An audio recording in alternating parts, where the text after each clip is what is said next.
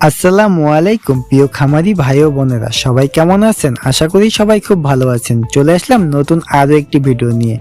আজকে আমি আপনাদের সাথে আলোচনা করব কিভাবে দেশি মুরগির বাচ্চা সম্পূর্ণ প্রাকৃতিকভাবে খুব দ্রুত বড় করবেন। যেহেতু দেশি মুরগির ডিম মুরগি নিজেই ফুটিয়ে থাকে, তাই মুরগির বাচ্চা ফোটানোর পরে মুরগির বাচ্চাকে আলাদাভাবে কোনো তাপ দিতে হয় না। যেহেতু দেশি মুরগির বাচ্চাকে তাপ দিতে হয় না, তাহলে এরপরে আমাদের কি করণীয়? আরেকটা কথা, আজকে আমরা সম্পূর্ণ প্রাকৃতিক নিয়মে কিভাবে মুরগি লালন পালন করা যায় সেই বিষয়েই কথা বলবো। আজকে কোনো মেডিসিনের কথা আমি বলবো না। তাহলে যেই দিন ডিম থেকে আমাদের মুরগির বাচ্চা বের হবে সেই দিন আমাদের করণীয় কি? তো এখন গরমকাল, তাই আপনারা প্রথম দিন লেবু এবং চিনির শরবত বানিয়ে আপনার মুরগির বাচ্চাকে দিতে পারেন 24 ঘন্টা। এর পরবর্তী দিন আপনারা আদা পিষিয়ে 1 চামচ রস আপনার মুরগি বাচ্চাকে দিবেন পরপর 2 দিন। এর পরবর্তীতে তৃতীয় দিন আপনারা আপনার মুরগির বাচ্চাকে দিবেন কালো জিরা। কালো জিরা একটি মরণ ব্যতীত 99টা রোগের কাজ করে থাকে, তাই আপনারা তৃতীয় দিন মুরগির বাচ্চাকে দিয়ে দিবেন কালো জিরা। 1 চামচ কালো জিরা ফাঁকি 2 লিটার পানিতে মিশিয়ে পরপর 2 দিন খাওয়াবেন। এরপরে আসা যাক মুরগিকে কি খাবার দিবেন। দেখেন, এখনকার যে সময়টা, এই সময়ে এসে আপনাদের খাবারে একটু হলেও পরিবর্তন আনতে হবে। যেহেতু দেশি মুরগির বাচ্চা যদি আপনি একটু দ্রুত বড় করতে পারেন, তাহলে কিন্তু মুরগির রোগ বালাই খুবই কম হয়ে থাকে। তাই আমি আপনাদেরকে বলবো, আপনারা রেডি ফিড খাওয়াবেন, পাশাপাশি খুদ খাওয়াবেন। তাহলে আপনারা দেখবেন আপনার মুরগির বাচ্চাটা একটু দ্রুত বড় হয়ে যাবে।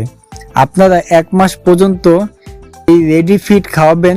দেখবেন বাজারে কিনতে পাওয়া যায় ব্রয়লার স্টার্টার বা সোনালি স্টার্টার, এই খাবারটা পেয়ে যাবেন।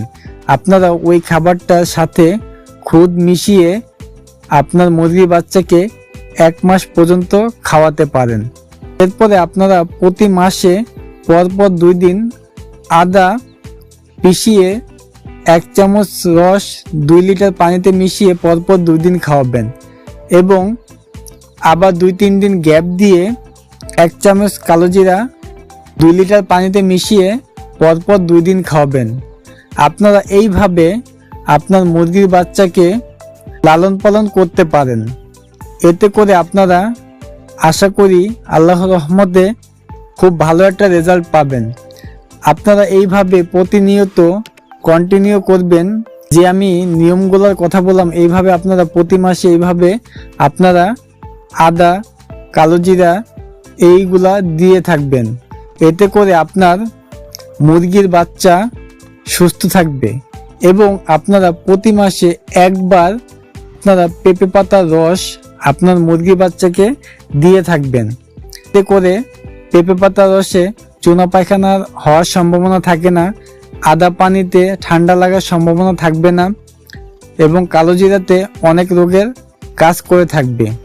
আপনারা 1 মাস পর মুরগির বাচ্চার খাবারে পরিবর্তন এনে খুদ, গম ভাঙ্গা, ভুট্টা ভাঙ্গা মুরগিকে ডিম পাড়া পর্যন্ত খাওয়াতে পারেন।